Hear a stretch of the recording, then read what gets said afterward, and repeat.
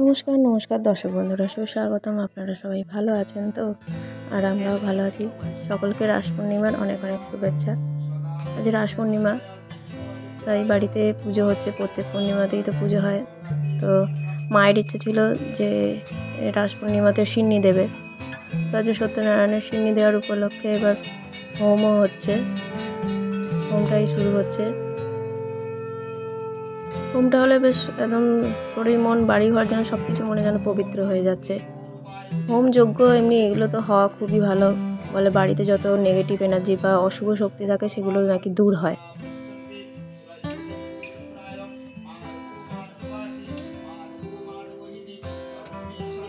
আর ঠাকুরমশাইয়ের আসার কথা ছিল সকাল 10টাতে। তো ঠাকুরমশাই তো খুব তাড়াতাড়ি চলে এসছে, একদম 2 ঘন্টা আগে চলে এসছে, সকাল 8টায়।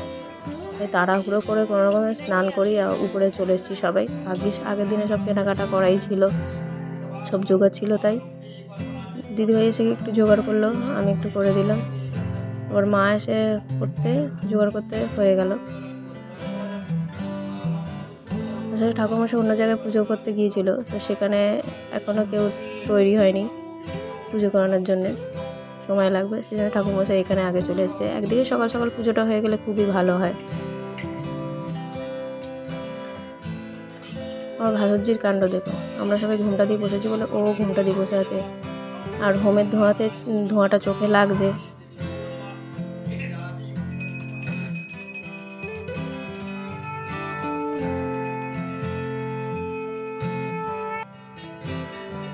অনেক দিন পর হোমটা হচ্ছে, বেশ ভালো লাগছে। হোমটা হওয়ার পরেই বা ঠাকুরমশাই আরতি করে নিচ্ছে।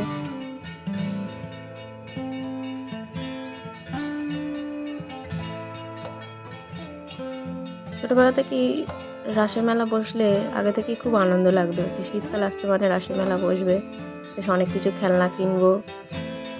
মানে শুধু কেনারই আমার ইচ্ছাটাই বেশি ছিল, এটা কিনবো ওটা কিনবো।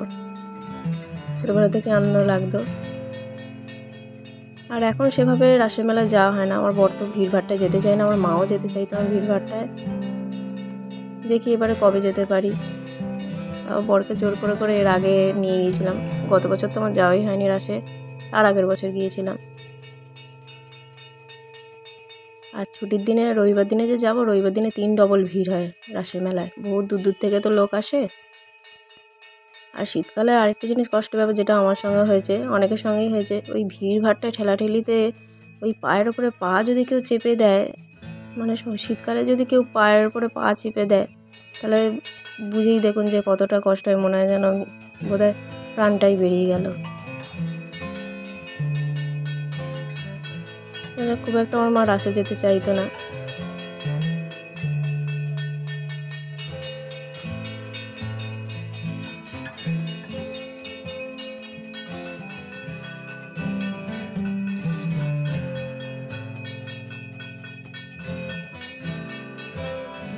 এবার বাড়ির পুজো তো সারা হয়ে গেছে, আমরা চলে এসেছি এবার গঙ্গার ধারে। আমার শ্বশুরবাড়ি থেকে খুব বেশি দূর নয়, এই আধ ঘন্টার মতো রাস্তাটা। টোটোতে করে ওই 10-12 মিনিট লাগে। এখানে দেখলাম অনেকেই স্নান করছে। ইচ্ছা ছিল রাস পূর্ণিমায় স্নান করব। একবার সকালে স্নান হয়ে গেছে, এই গঙ্গায় আবার স্নান করলে 2বার স্নান করা হয়ে যাবে। দেখুন সবাই ফুটবল খেলছে, বিরাট বড় মাঠ এটা। এই জায়গাটার নাম হচ্ছে বিবির চড়া।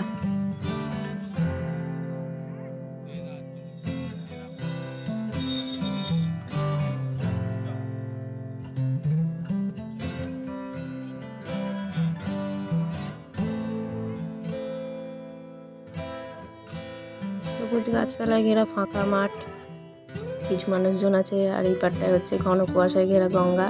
আর ওই পাড়টা দেখুন, ওটা হচ্ছে আমাদের উলবেড়িয়া কালীবাড়ির ঘাট।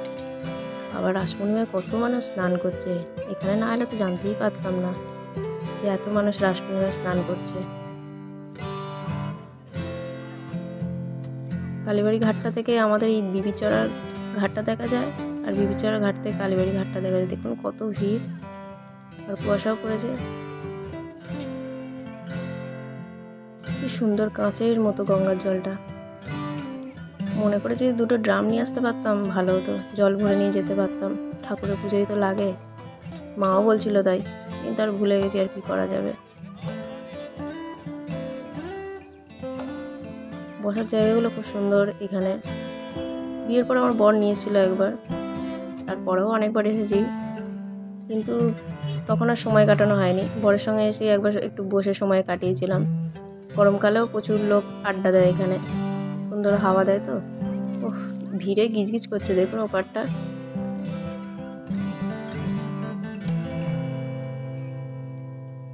ছোটোবেলায় ওখান থেকে এখানে নৌকা পার হয়ে এসেছি। আর ওই পারটা তো দক্ষিণ চব্বিশ পরগনা, আপনারা জানেনই। আমার স্নান হয়ে গেছে, এবার টোটোর জন্য দাঁড়িয়ে আছি। আর ওইদিকে একটা মন্দির রয়েছে, এদিকে আশপাশে অনেকগুলোই মন্দির আছে। কেমন লাগছে জায়গাটা আপনাদের?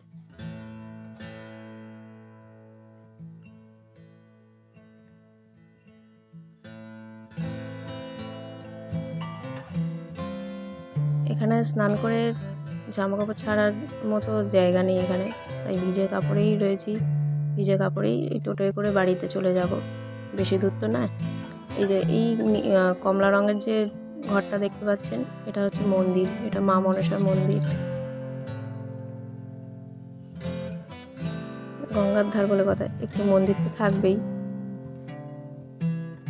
মা স্নান করেনি, আমি করলাম।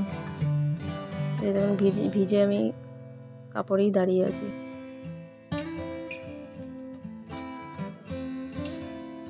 সেরকম ঝলমলে রোদে বেশ যেমন প্রাকৃতিক পরিবেশের মধ্যে এত সুন্দর কাঁচের মতো গঙ্গার জল, স্নান করে খুবই ভালো লাগলো।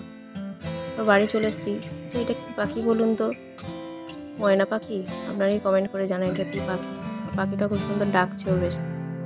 ডাকটা ছোটোবেলা থেকেই শুনে আসছি, কিন্তু কী পাখি এই মতো মনে করতে পারছি না। আপনাদের যদি জানা থাকে একটু বলবেন। বন্ধুরা, ভিডিওটা আপনাদের কেমন লাগলো? ভিডিওটি ভালো লাগলে লাইক, কমেন্ট, শেয়ার, সাবস্ক্রাইব করবেন। Thank you.